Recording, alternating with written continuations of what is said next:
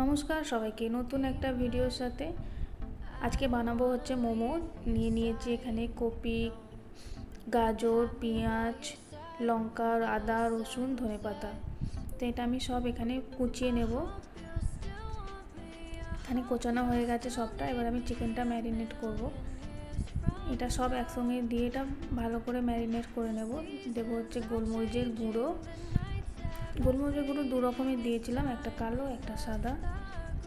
দু রকমের গোলমরিচ ছিল, সয়া সস ছিল, আর আমি এখানে ভিনিগারটা ব্যবহার করিনি, তার জন্য করেছিলাম একটু লেবুর রস। পরিমাণ মতন দিয়ে দেবো হচ্ছে নুন, দিয়ে এটা ভালো করে ম্যারিনেট করে রেখে দেবো। এটা ভালো করে ম্যারিনেট হয়ে গেছে। এটা আমি রেখে দেবো এখন ঢাকা দিয়ে। এরপরে আমি একটা ডো বানিয়ে নেব ময়দা, শুধু নুন আর জল দিয়ে আমি ডোটা বানাবো, আর কিছু দেবো না। ডোটা বানানোর পর আমি একটু এটার মধ্যে তেল দিয়ে দেবো, যেন না শক্ত হয়ে যায়, নরম থাকার জন্য। এবার আমি বানিয়ে নেবো একটা একটা করে মোমোগুলো সব। তো এখানে আমি লেচি কেটে নিয়েছি, এখানে আমার মোমোর ওইটা আছে।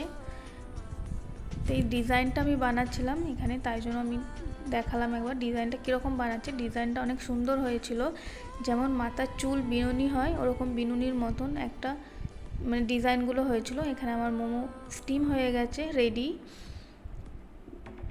ভিডিওটা এই পর্যন্ত। কেমন লাগলো সবাই একটু কমেন্ট করে বলবেন। ভালো থাকবেন, সুস্থ থাকবেন। পরে ভিডিও নিয়ে আবার আসছি। Bye bye.